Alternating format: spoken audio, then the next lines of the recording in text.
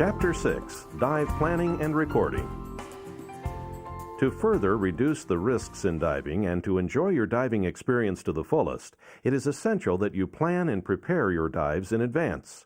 Your long-range planning begins many months ahead of a major dive trip. Even for a day of diving at a local site, your long-range planning also begins well before your dive. Your first step is to plan the objective of your dive.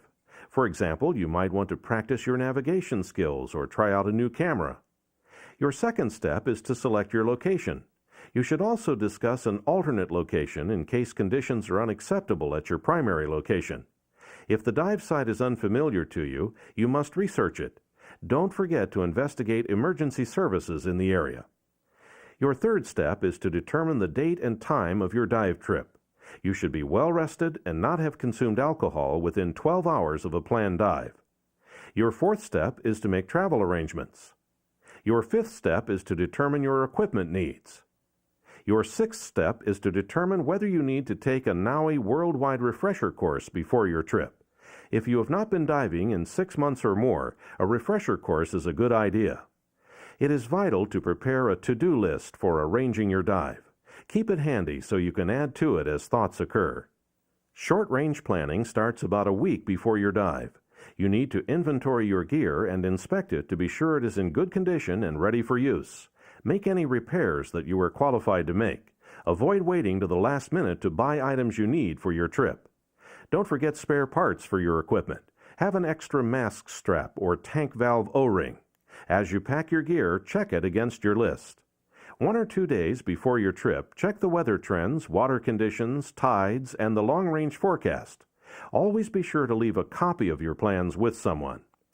Pack your gear in 2 bags, one for your dive gear and one for personal items. Pack your gear in the reverse order of its use. Do not pack your weight belt with your dive gear. The easiest way to carry your belt is to wear it. The acronym C-BAG is an easy way to remember the series of steps that you follow to plan a dive. Site survey. Before you even suit up, evaluate the conditions at the site to determine if they are acceptable for your planned activity. If the conditions are bad, travel to an alternate location or do not dive. Never be afraid to say that you do not feel good about diving in poor conditions. Once you decide you can dive, you must determine which buddy will be the leader of the team. This person is in charge of the decision-making during the dive. It's advisable that the person who is most familiar with the area should lead the first dive. Emergency plan. You must discuss contingency plans, emergency procedures, and accident management. Agree on what to do if one of you runs out of air. Agree on what to do if separated underwater. Agree on how to summon help if needed. Make sure you have information about local emergency contacts and that you know the location of the nearest working telephone. Activity. There are many things you can do while diving, but you should select only one activity as the purpose of any one planned dive. You and your buddy must agree on the activity and review the standard hand signals as well as any special signs. Decide on your depth and time limits according to your dive tables or dive computer. Decide at what point you will turn around and start toward your exit point.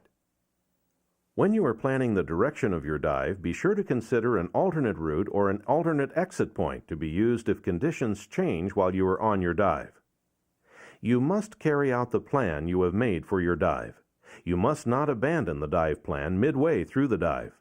If something occurs that causes you to change, surface or exit long enough to make new plans. When you are prepared for a dive, many benefits result, and these results are worth the time you take to properly plan and prepare. After each dive, you should record information from your dive in your logbook. Record the number of your dive, date, water visibility, starting air pressure, ending air pressure, and your deepest depth. On the right side of the NAUI logbook pages are 3 boxes for recording your diving hours. Use these boxes to keep a running total of your dive time. Get in the good habit of recording the information at the end of each diving day or after each dive while the information is fresh in your mind.